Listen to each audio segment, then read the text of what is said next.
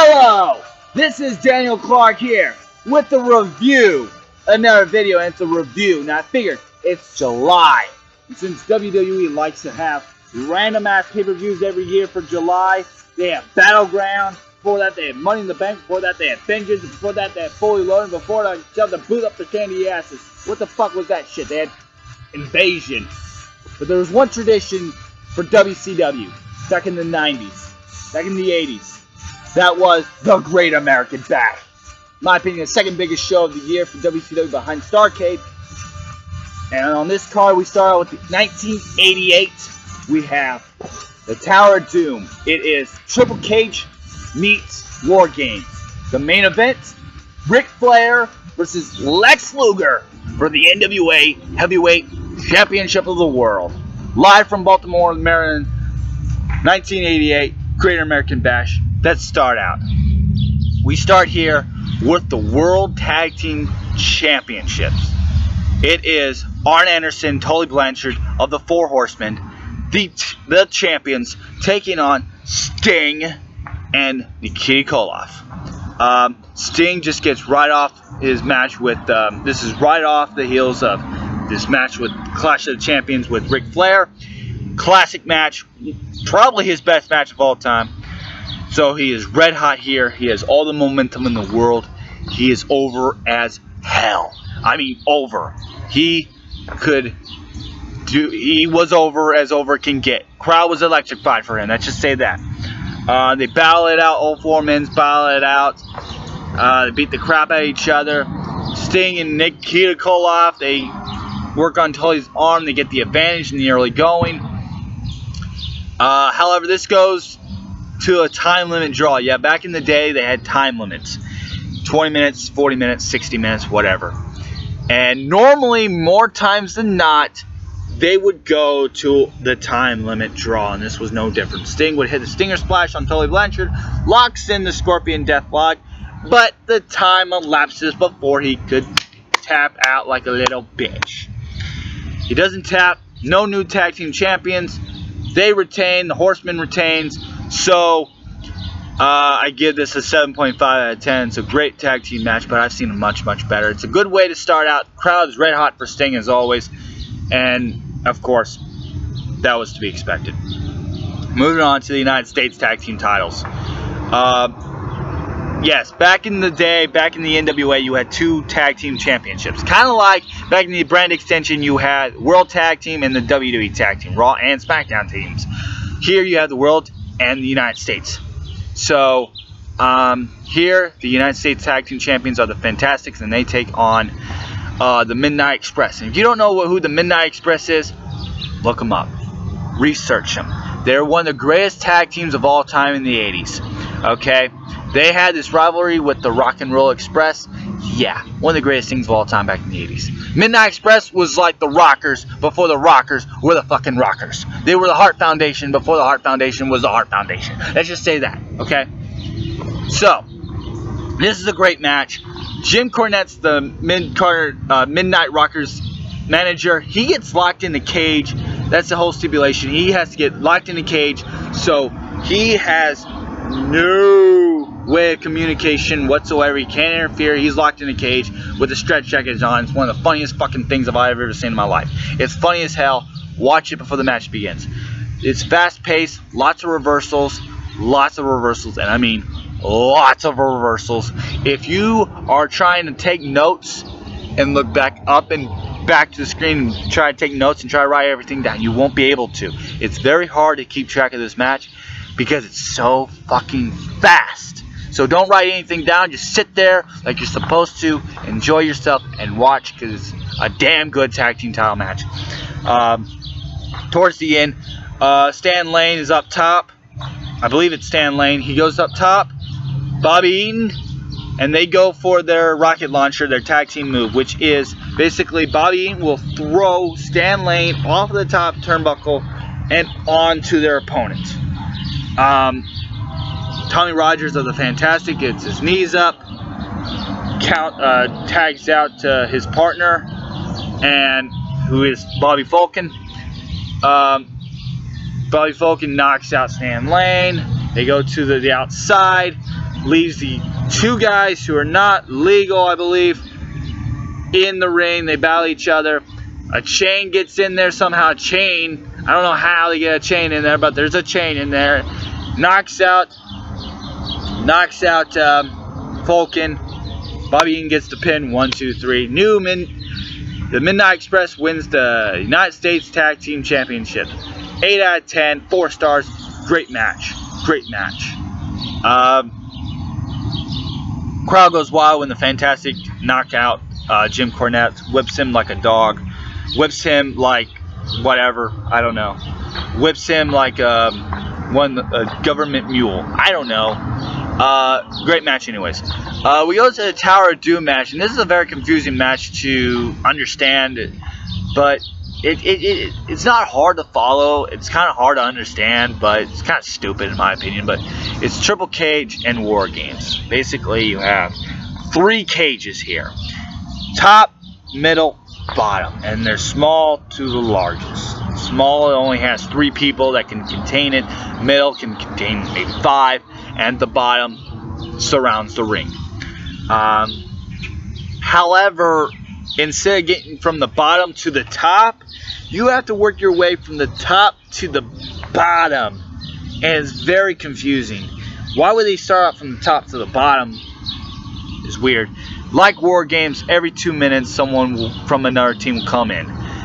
This is an 8-man Tower of Doom match. You got the Wood Warriors, Dr. Death Steve Williams, and Ronnie Garvin coming after, and they go off against Al Perez, Ivan Koloff, Kevin Sullivan, and Mike Rotunda IRS. So they battle each other from the top to the bottom. Jimmy Garvin, who's not in the match, has a valet named Precious. Precious is in the bottom cage, and she holds the key to the door. So your goal is to get all of your members work their way from the top to the bottom and out the door. Towards the end of the match, the good guys finally win. However, Kevin Sullivan locks the cage door. He's all alone with Precious. He has this look on his face like he's about to rape her. And I mean fucking rape her. He has this fucking look like he's John Wayne Gacy. I'm dead serious. I'm dead fucking serious. He goes in there, attacks her. Looks like he strangles her, actually. It's kind of violent in my opinion. This is 1988 NWA. Precious is just getting attacked, and in comes Hawk. Animal beats the shit out of Kevin Sullivan. And yeah, 5.5 out of 10 is confusing, but if you sit down and pay attention to it, you can understand it. You'll follow it. It's nothing like a War Games match. It's not on the level of a War Games match, but it is way better than the dungeon of the Doomsday Cage from Uncensored 96. Oh. So 5.5 out of 10, not bad, but it's hard to follow if you lose attention to it. Whatever. Barry Windham versus Dusty Rhodes for the NWA United States Heavyweight Championship is next. Barry Windham retains. This is not really a good match, actually. It's very, very boring. Crowd is not bored whatsoever, however, but if you're watching this now, it doesn't age well. The claw hold, which is Barry Windham's finisher, submission move, gets locked in. Ronnie Garvin, for whatever reason, comes in, knocks out Dusty Rhodes. I'm not sure why Ronnie Garvin knocks out Dusty Rhodes. The only way I can get is Ronnie Garvin wants revenge from his title match. I don't know. Dusty Rhodes was the booker here, you know, so I'm confused. Ask Dusty Rhodes. I don't know. He was the fucking booker here, so there you go. Whatever. It's a good match. It's okay. 6 out of 10. Confusing sometimes at the end. Ronnie Garvin comes in. I have no fucking idea why. But main event: Ric Flair versus Lex Luger for the heavyweight championship of the world, and it's a really damn good match. They would have their follow-up match at Starrcade, and their Starrcade match is Lex Luger's greatest match, in my opinion. And this match is great until the finish. Again, it's a Dusty fucking Rhodes finish. Look up a Dusty finish. Look up the Dusty finish. I can't really explain it because it's kind of hard to. It's confusing. It's like it's a moment where you think the guy you want to win is going to win the title, but it gets reversed.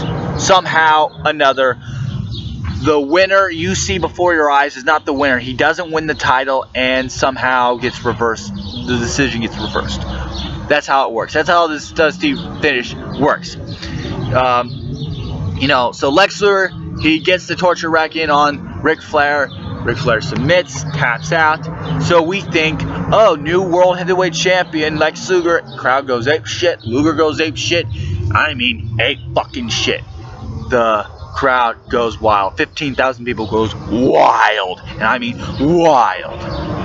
But it gets reversed because Lex Luger is bleeding and he can't see. So the ref calls for the bell because Lex Luger is bleeding too fucking much. So Lex Luger is busted open. He's bleeding. He can't see. Gets the torture rack in. Ric Flair submits. But he doesn't call the submission. He calls for the DQ because of Luger. Here's the deal, though. Luger gets busted open early on due to a turnbuckle post that J.J. Dillon, the Horseman's manager, whacks Luger into the post. He gets busted open. So the ref calls for the bell because he can't see. Here's the deal, though.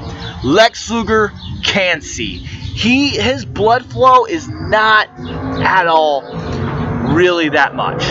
He is busted, but it's only a patch at the top of his forehead. It's not running, and it's how do I describe this blade? How do I describe this blood work? How do I describe the blood flow? Okay, there's Eddie Guerrero getting busted open. There's John Cena getting busted open at Judgment Day. There's Kerry Von Erich getting busted open at Super Clash 3. And then there's this. So, this was... He's bleeding, but not a whole lot. He can clearly see. It's not dripping down his face. He's not covered in blood like John Cena was at Judgment Day. But they call for the bell. Luger should have won. And he gets screwed. He really gets screwed in this match. Luger would go on to face Ric Flair for the NWA World Heavyweight title, but does not win it there either. I never understood that. Yes, I know it's been 25 years, but I never understood that. Yeah, Ric Flair, eventually gave the title to Ricky Steamboat. Eventually put Sting over and gave him the title. And, Barry Windham would get the title. Freaking Dusty Rhodes would get the title. Eventually, they would all beat Ric Flair. Eventually. Sting gets his. Steamboat gets his. Windham would get his. But for whatever reason, Lex Luger never defeats Ric Flair for the NWA WCW World Heavyweight Championship. And I never understood why. I never understood that. But this is an okay match. It's nothing like their world title match at Starrcade. It's nothing like that whatsoever. The finish is fucked up. It's confusing and stupid, but there you have it. 7 out of 10. Overall, I give this Great American Bash a 6.7 out of 10. You have great matches. You have the World Tag Team title match, the United States Tag Team title match. But, yes, title match is boring. The Tower of Doom, you really have to sit there and pay attention to it. You really have to sit there and pay attention to it. And the world title match is okay, but nowhere near the level of Starrcade. Good Great American Bash. Not great, but we'll get a great one. An awesome one with the Great American Bash 1989, which is next. This is Dan Clark here of the BTUWrestlingNews.com. Check us out. Best news, best podcasts, best reviews. I should know. I'm a writer. I'm one of the writers for it. BTUWrestlingNews.com. Watch us on YouTube, Facebook, Twitter, whatever. I don't do Twitter. Whatever. Fine. 89 coming up. 88 in the books. 6.7 7 out of 10. Adios.